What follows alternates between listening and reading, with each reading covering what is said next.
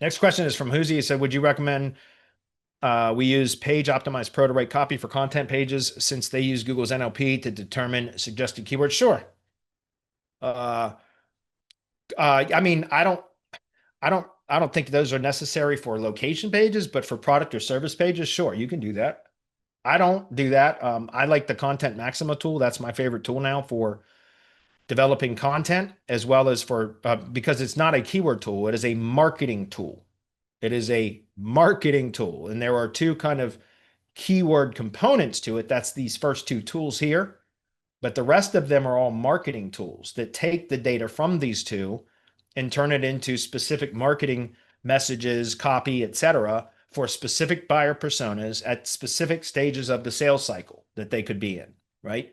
So I like to use this, and this, I don't care about the NLP analysis so much as I do, as what this tool does is it shows how are entities related to each other based upon distance graph, which is, essentially like how there's the seed term and then there's immediately adjacent terms or entities that are related, like immediately adjacent, meaning like they're directly related to the seed term.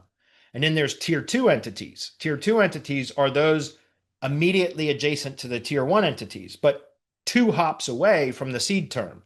Does that make sense? And so if you understand, and that's what this tool does, this tool actually queries 63 of the language models or whatever that kind of analyze that all of the major language models use like this.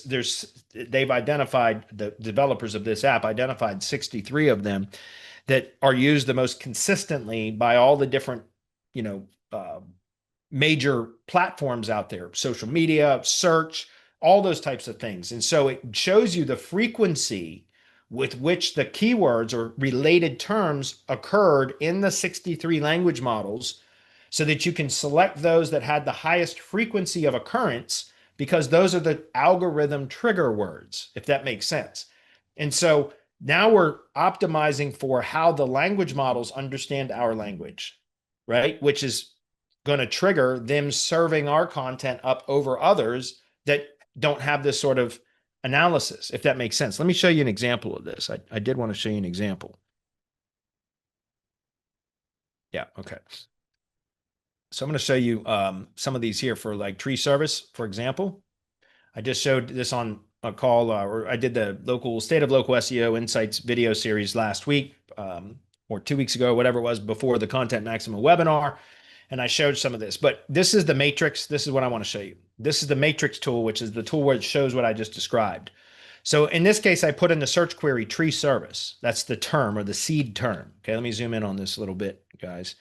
So you'll see the seed term here is tree service. And this is showing there's 63 other columns besides this one.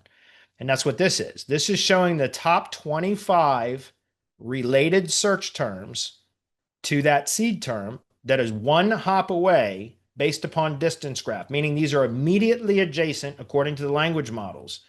And so there's 63 language models here that show the top 25 related search terms to that seed term. Does that make sense?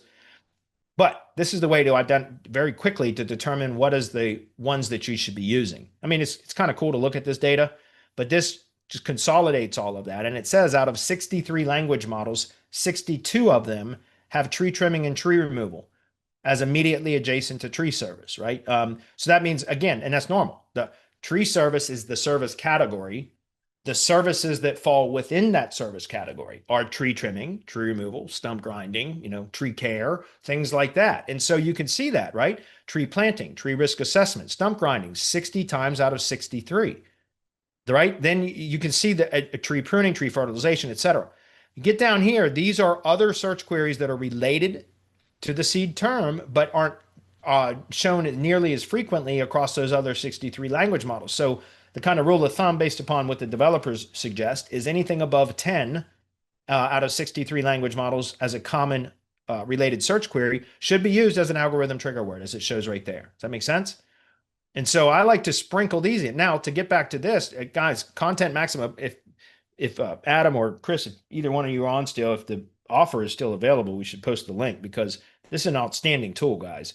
I really, really like this tool. Like it's amazing and it's quick. And so let me show you one other thing very quickly, which is this.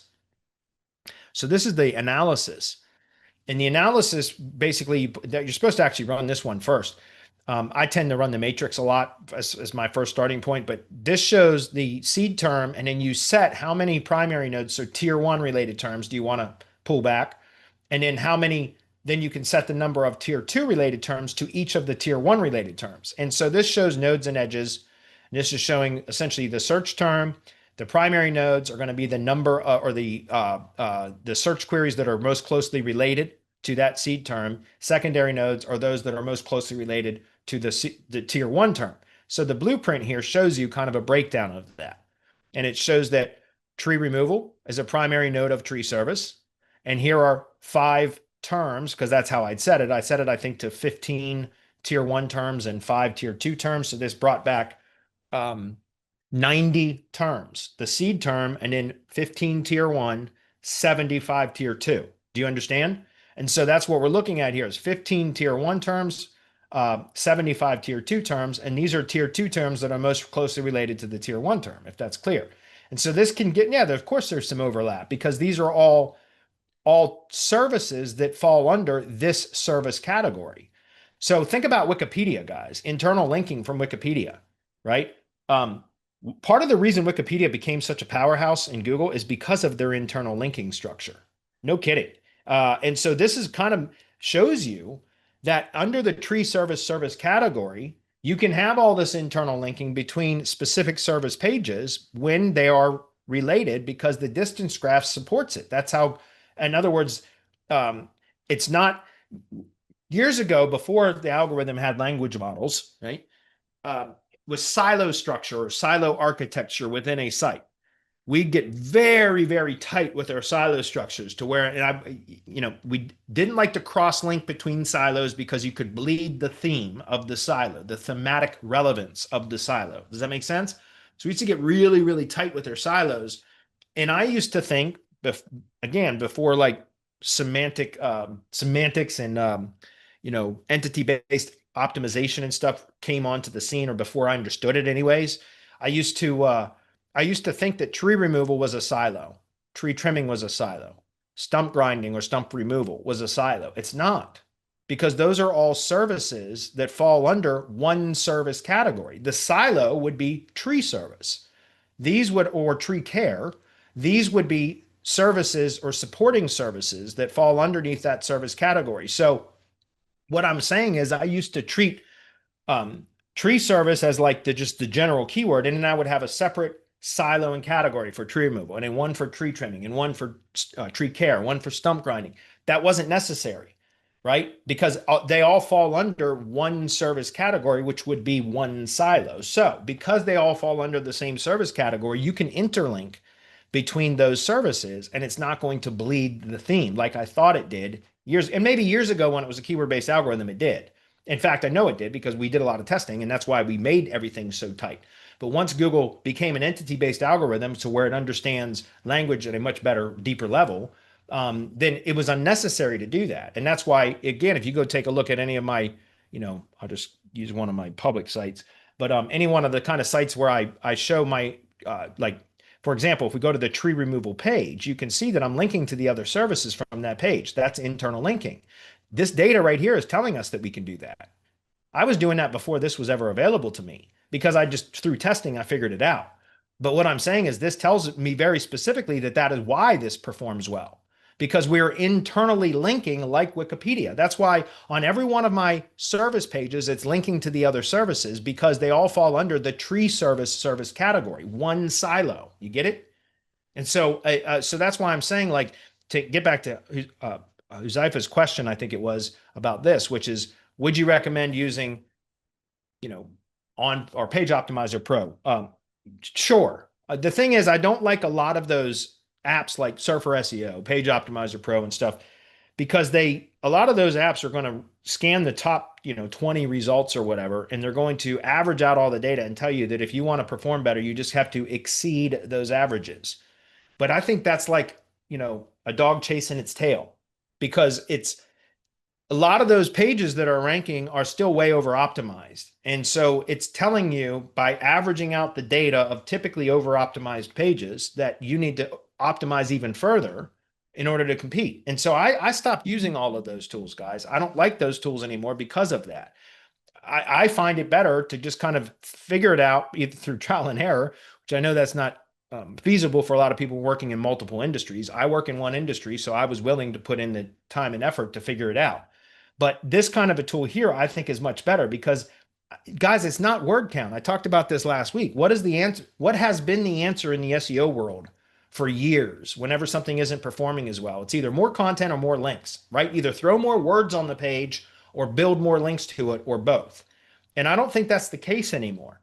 I think it's about proper structure and proper internal linking. And then also, and it's not about the number of words on a page anymore. I don't believe that at all. And that's, again, I know that because I've done a lot of testing with location pages that have no content other than the headings and subheadings. That's it. And they still rank. And so if it was about content, then how come I can rank a page with 200 words or 150 words over top of a page that has 1,500 or 2,000 words, right? It's because it's not the content. Now for product or service pages, maybe, but that's not, service pages in a local business setting aren't what you're trying to rank. You're trying to rank the location pages. So that's why I don't like to use any of those kind of tools, guys, because I think it's easy to over optimize. And I don't like that. I prefer to just kind of, test it on my own, but this type of a tool here, Content Maxima, can very quickly help you determine what are the most related algorithm trigger words. And the analysis tool can help you to develop the content structure, and it can help you to develop the internal linking within that content structure. Do you understand? And that's all going to help you to perform a lot better. And for that, we don't need to scrape the top 20 results and average out all that data. We just need to know what is the appropriate data to be referencing within the content of those pages, and how should we be linking them together to create the associations that mirrors what the language models already understand about those associations. That's what we're doing, right? We're just reinforcing what the language models already understand about it. That's why this sort of a tool is so much more valuable, in my opinion, than those kind of tools that you're talking about, which were older kind of technologies for when Google was a keyword-based algorithm. Think about it. I'm not saying that they haven't improved or how the tools operate and everything. I just don't like to use them anymore because of all the reasons I just described. Okay. Check out Content Maxima, guys. It's fabulous, in my opinion. I only showed you guys the keyword side of things, but when you get in the marketing side, that's where I think the true value of that tool is not from the keyword or entity research.